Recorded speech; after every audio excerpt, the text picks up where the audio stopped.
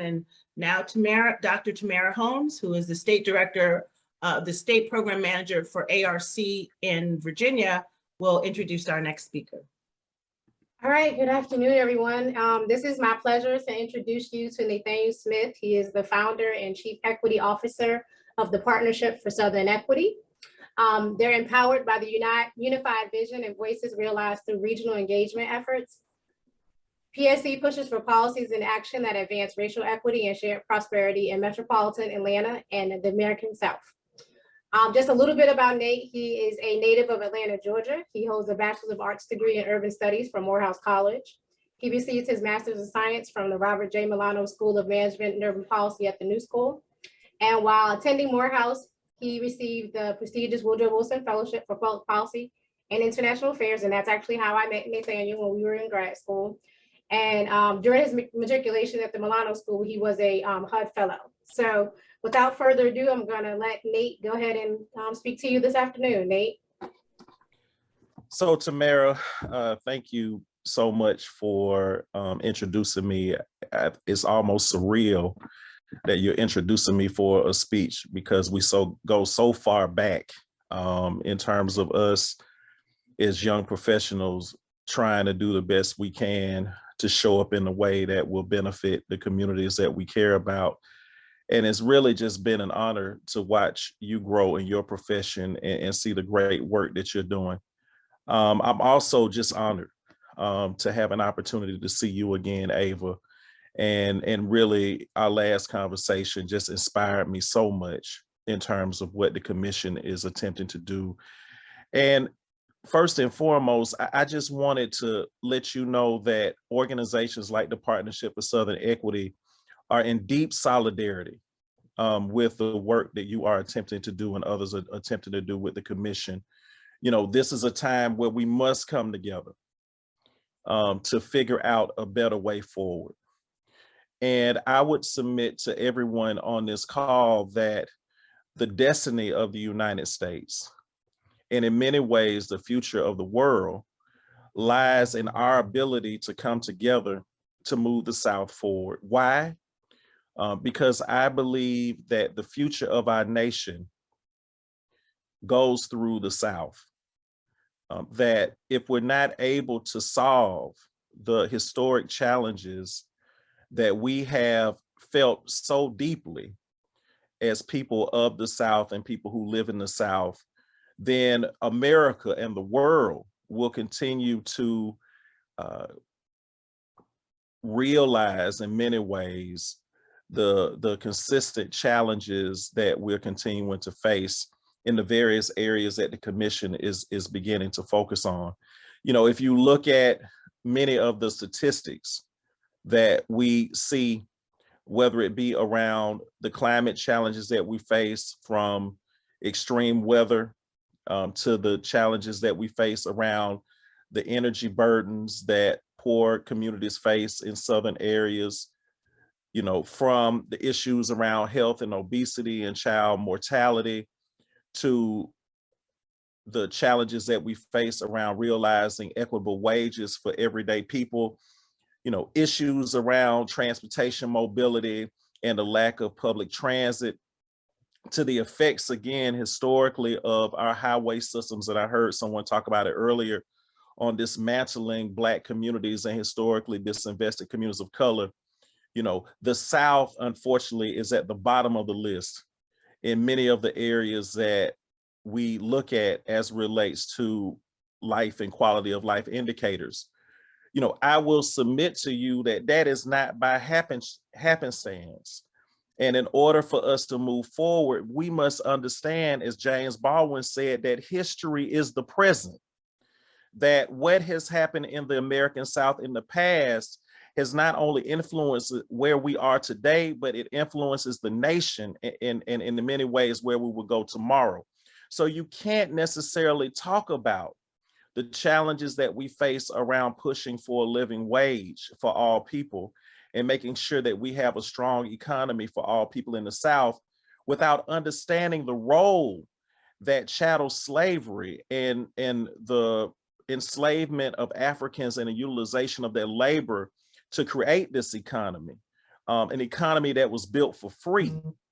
You cannot understand what it takes for us to move forward without understanding how that history of slavery continues to influence our labor policies and continues to minimize opportunities for people to come together as working people to organize around labor rights, or the challenges that we face, even to a certain extent, around our environment without understanding its connection to the history of slavery and the extreme extraction of not only our labor, but also of our natural resources, which are connected.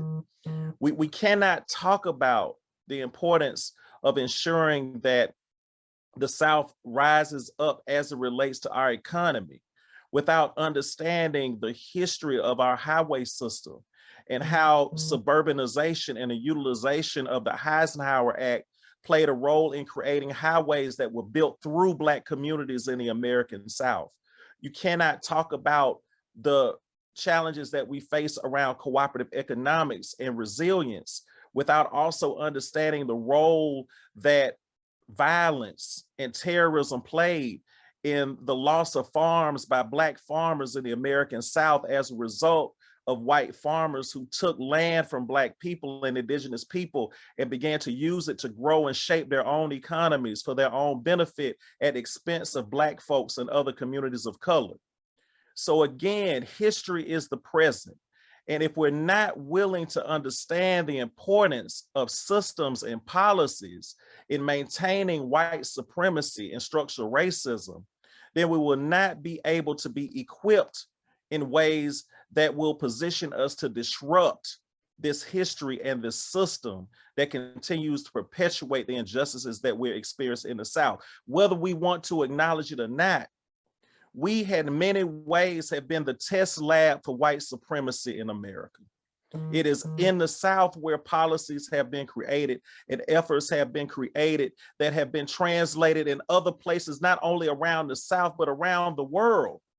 When conversations were being had about how to create a more perfect system of apartheid in South Africa, those scientists and researchers came to the South to learn about how slavery was utilized to not only take the labor of Black people, but also our souls and our culture. So again, our destiny, the destiny of the American South, will influence not only America and the world. And that is why, as Southerners, we must position ourselves to fight for justice and equity for everybody in ways that will not only work to transform policy, but also transform people. Without working to ensure that as we push for policy change, that we're also pushing for people change, then we will not be able to sustain the fights, the successes that are associated with the fights for justice and inclusion that we're doing every single day. Why do I say that? Because at its essence, public policy is just a reflection of the values of people in power. So if we're not prepared to advance people change, then we will not be able to realize what Dr. King called the values revolution that we need in the South in ways that will translate into policy change. So we must embrace a dual agenda, an agenda that will work to transform public policy and also transform the people. And if people don't want to transform and understand that they must be a part of creating a more inclusive and just South, then we must mobilize together to ensure that those people are replaced with individuals that share our values and positions of influence and power. It is not by happenstance that the South does not have the resources that it needs in order to be resilient and more just. Decisions have been made to ensure that, but that doesn't mean that we have to accept it. That doesn't mean that we can't and should not be willing to work together collectively to ensure leveraging and supporting organizations like the Southern Crescent Commission to ensure that we have as many civic anchors as we can that we can leverage, because none of us can do this alone, none of us. And so we must work collectively to move forward to realize the type of world that we want to see. And so we also must be willing, which is another reason why the Southern Crescent is so important in organizations like the Partnership for Southern Equity, to be intersectional in the way that we look at the challenges that our communities are facing and beginning to think of more collectively and intersectionally about what those solutions are. So the environmental people, even though I consider myself an environmental justice activist to a certain extent, we can't stand in the corner and say, this is the only thing that we're going to focus on. My housing community, my houses, the people who are focused on realizing housing affordability, and I consider myself a part of that family too. I saw Bambi on the call.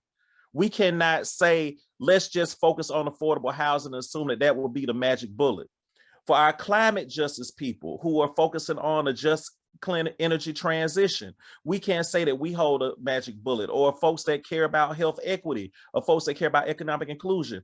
We all have to come together and begin the process of braiding a civic fabric that will begin the process of covering the darkness of injustice that we're facing as a community.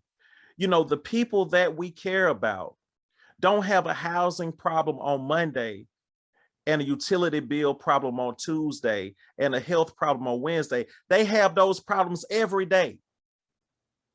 So how can we meet them in the right places where they can begin the process of working with us, which leads to another point. If we say that we're committed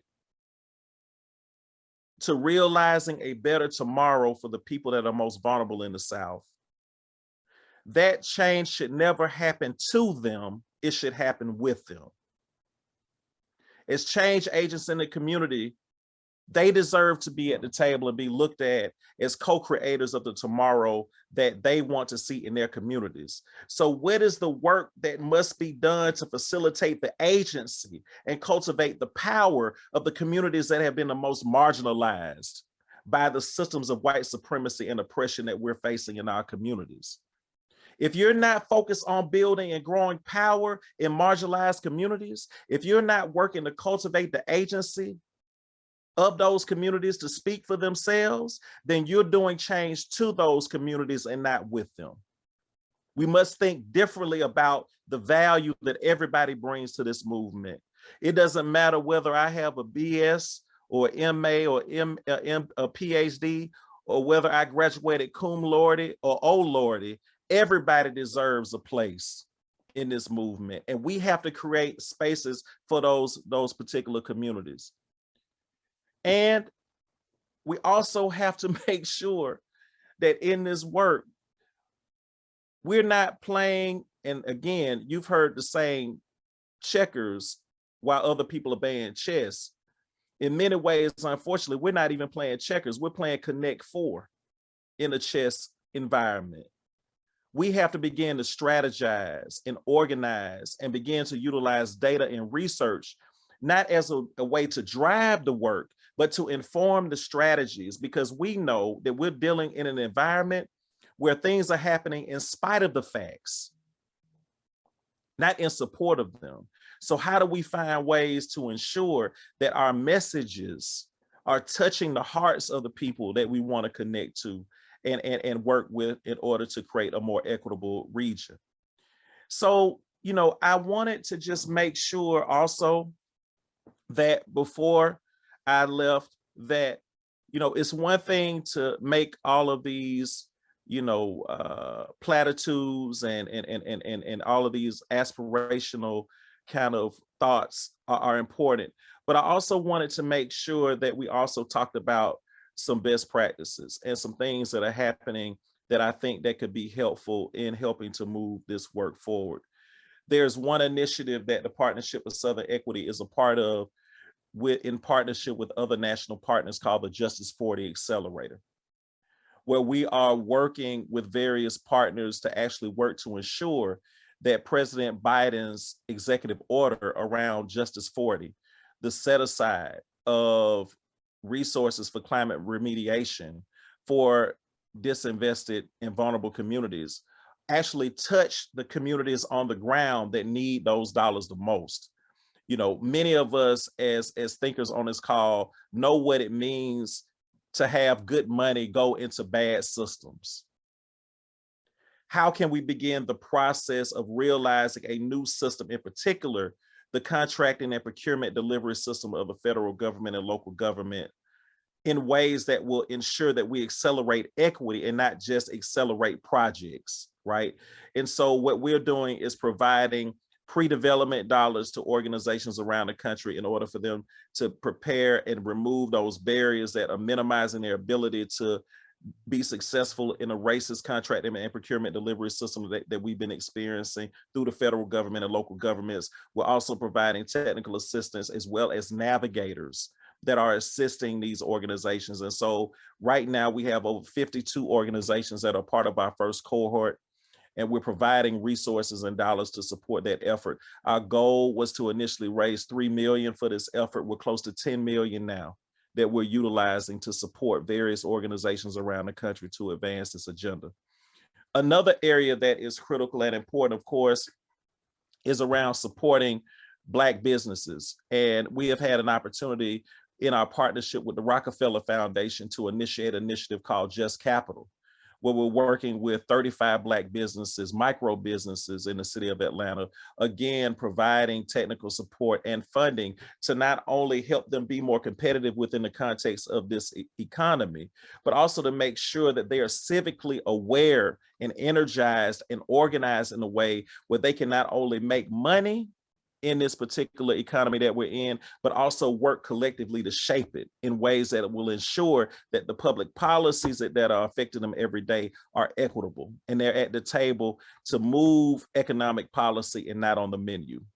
And last, there's another key initiative that I want to lift up, which is even closer to the ground, is the work that we've done recently around health equity through the Healthcare Georgia Foundation around an initiative called the Two Georgias Initiative.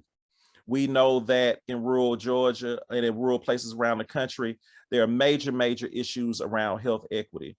Right now, because of the ideologues in government, many states decided not to take our previous president's resources, President Obama's resources, to support hospitals in rural Georgia and in other places. And in Georgia, for example, many of those hospitals have closed. And so we have been working in some of the most challenged counties in the state to organize them around a health equity agenda, and also working to reposition the conversation in ways that will finally elevate one central truth, and that is that structural racism is a social determinant of health.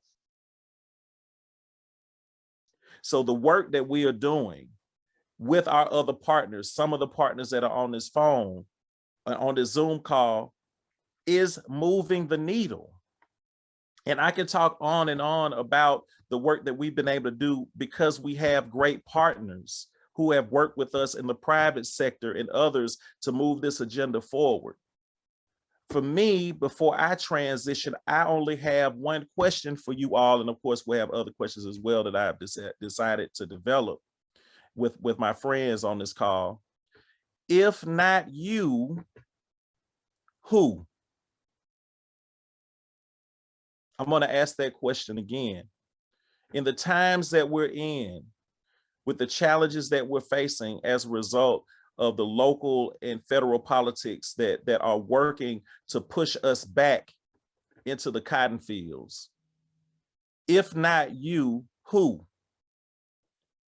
Black Panther is not coming. Superman is not coming. Wonder Woman is not coming. If we don't find a way to organize ourselves about what is right and not just what is politically expedient, we will not be able to move forward, not only as a region, but as a nation. As people of Southern descent, as people who work in the South, we have been given a moral responsibility to take the suffering and experiences that we faced in this country and use it as a way to move us forward towards a better tomorrow, towards what Dr. King called the beloved community. But that cannot happen unless we're willing to be courageous and be willing to use all of the assets that we have in ways that will finally move not only the South forward, but the nation forward as well. I believe that we can do it with your leadership. The Partnership for Southern Equity will be standing with each and every one of you every step of the way to do it. And the urgency of now, as Dr. King said in the past, calls us to step up and do what we need collectively to move our nation forward. So again, I want to say that, you know, the Southern Crescent Commission, God bless you. I'm so happy that you all have organized yourselves. We need your leadership and support.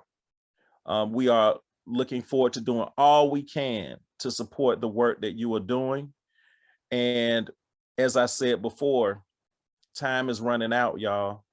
We got to figure out a way to get together and get this done and get this right, or we're going to be right back to where our ancestors have fought to move out of for so many different years. It's not by happenstance that we're having this conversation during Black History Month.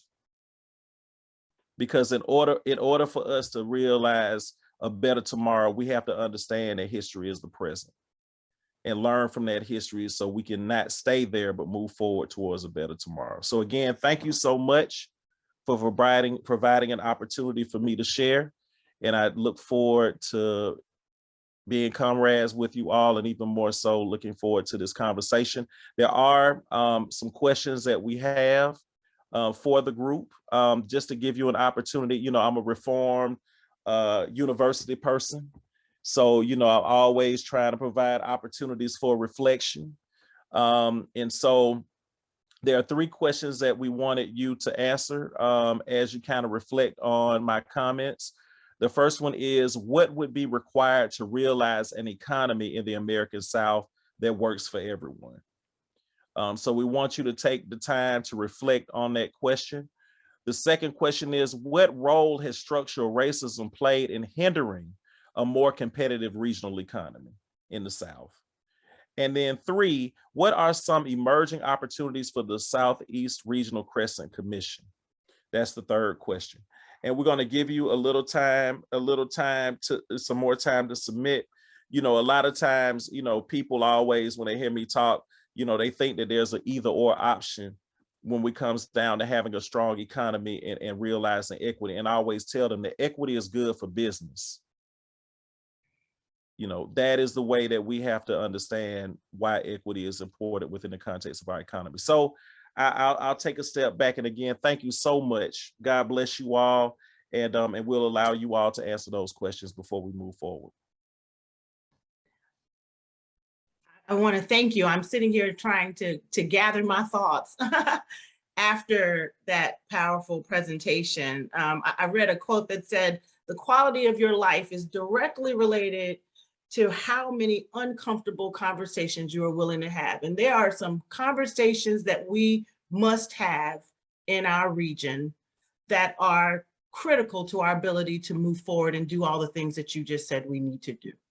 And so I want to make it clear that the coalition, we are not the commission. The commission is designed to make the investment. It is the federal intermediary that our government has established under the leadership of our president to make these vital investments in our region. This coalition is you. This coalition is the body of people around this region who are committed to ensuring that those resources are utilized to their highest and best use.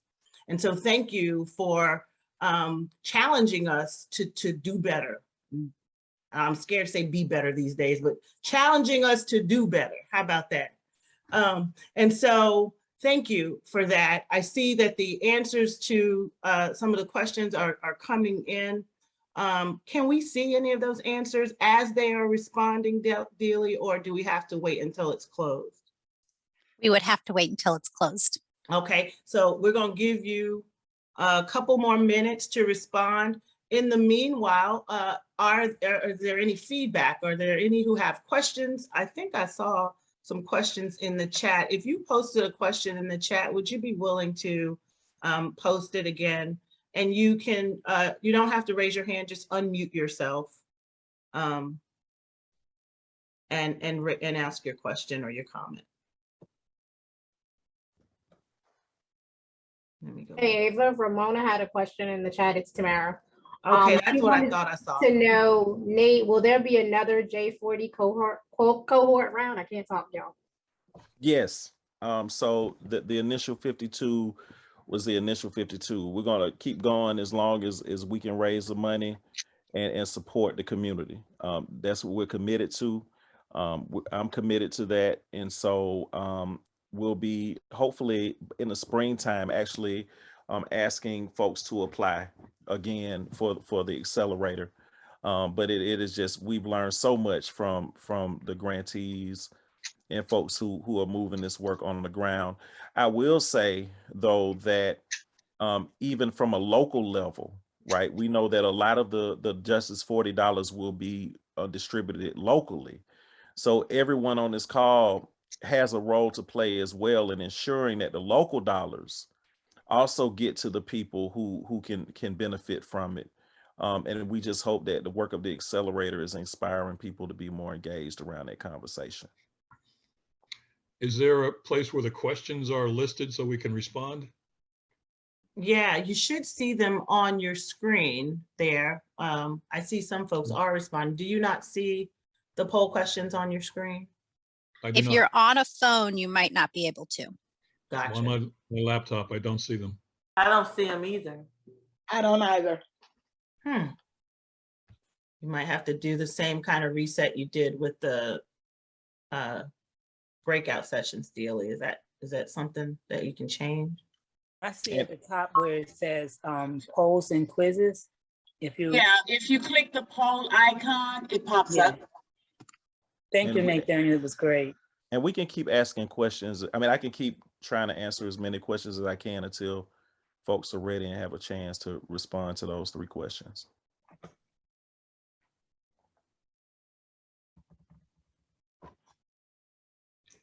Someone asked, oh wait, is it true that states have declined? Well, let me go back and find the question. Is it true that states have, well, who asked the question? Can you ask it, because it just went away from my screen? Is it true that states have the option to decline J40 funding? Yes. Well, I think what may end up happening is that some folks may not necessarily decline the funding, but decline the rubrics and the expectations of the dollars, right? And really try to push back against, what do you mean by disinvested community, right? Or this is how we define it. Why do why should the federal government define that? So it's going to be really a fight around how things are interpreted.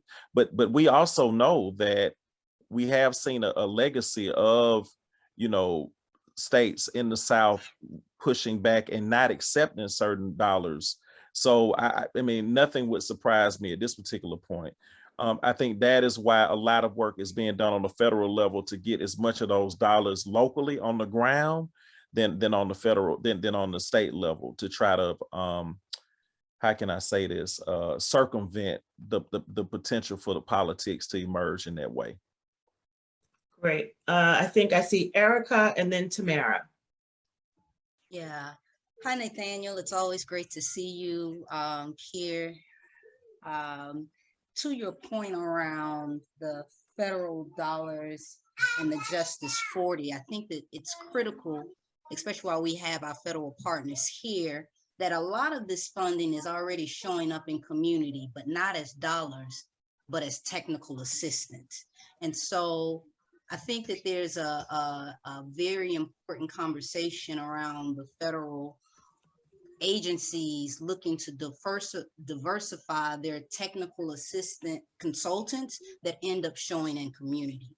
So from the front line, that has always kind of been a place of contention where these consultants have come in through great programs like the EJ office at EPA, but have had unintended impact, some of it due to racial bias and things like that. And so seeing this trend where a lot of this justice dollars are turning not into actual funding for community, but technical assistance, where it's great, we get it, but it's not the actual funding. how do we also leverage this moment to talk about the need in diversifying the technical consultants hired by the federal government? Thank you. Well, I appreciate that, Erica. I also think, and one of the things that I've been having conversations with the various agencies around Justice 40 and other federal dollars that are going into the community is the importance of leveraging the existing civic anchors that already exist in the communities that they're engaged in. You know, there are many organizations, frontline organizations that have been around for 10, 15, 20 years who can assist the federal government in being more strategic and more laser-like and position the work to be better received by working with, you know, organizations that are on the front lines who have been working to support the communities that now have the resources of the federal government to their disposal. To a certain extent, it can be leveraged to help those communities and make those communities better. You know, I've always believed in an organization, and the Partnership for Southern Equity has always believed that the people that are closest to the problems that we face are actually closest to the solutions as well, right? So how do we leverage those institutions that are true reflection of frontline communities, while at the same time, you know, coloring outside the lines and really leveraging the wisdom of those frontline leaders to be more formally involved in the engagement process? You know, it could be potentially as consultants or others, in a way that we can again disrupt, because, you know, that is the other key piece. There is a system that the federal government and local governments have used to get money out into the community. And in many ways, that system, that delivery system, has been unjust and racist, right? So it's not just about putting good money into bad systems. It's actually about disrupting those systems and creating new systems that are more equitable and inclusive. And so, you know, that is what we have to continue to encourage our you know, the folks at the federal government that care about this stuff, and local leaders in government to understand.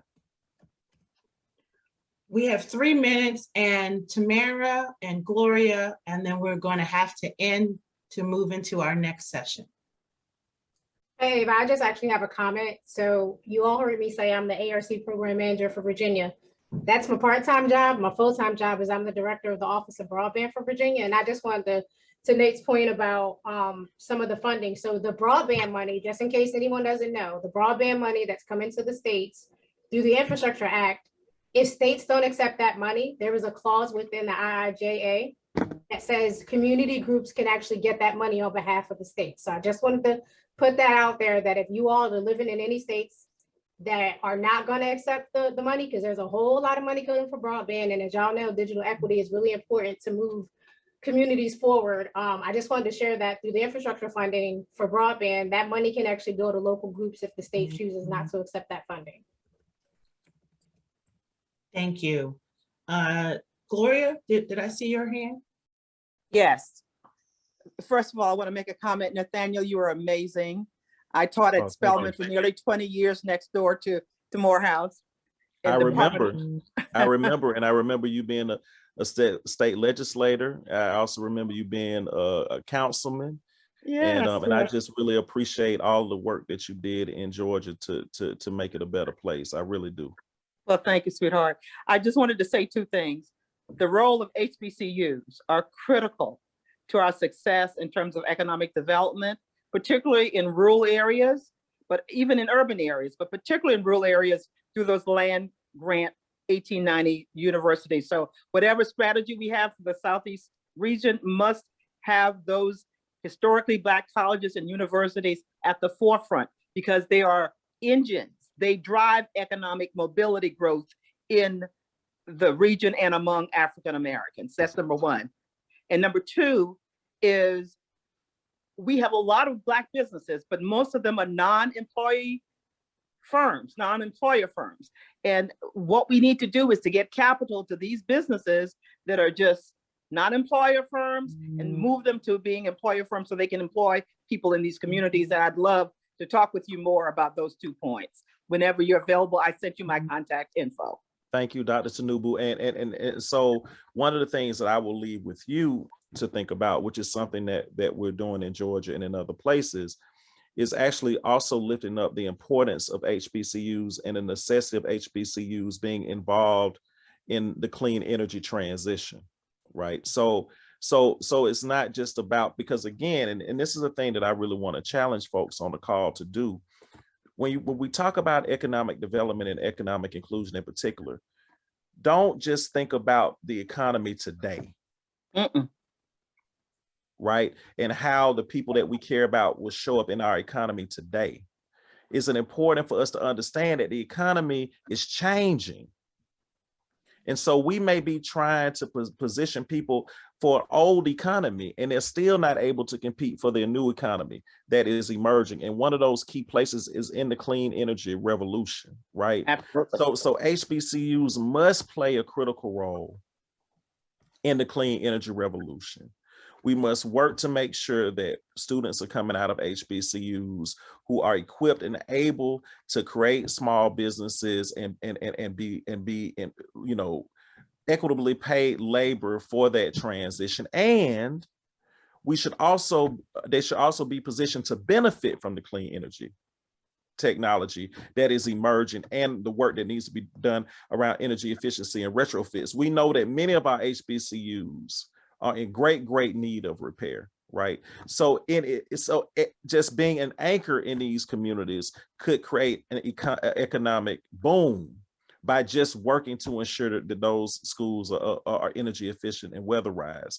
So the clean energy future is critical. And that is why I always say that you can't have sustainability without justice, right? But then this other piece around, you know, micro businesses, I think that the work that we've been able to do around Just Capital is trying to speak to that a little bit, Dr. Tanubu. Of course, I would love to talk to you to figure out ways that we can have a deeper conversation, but you're right.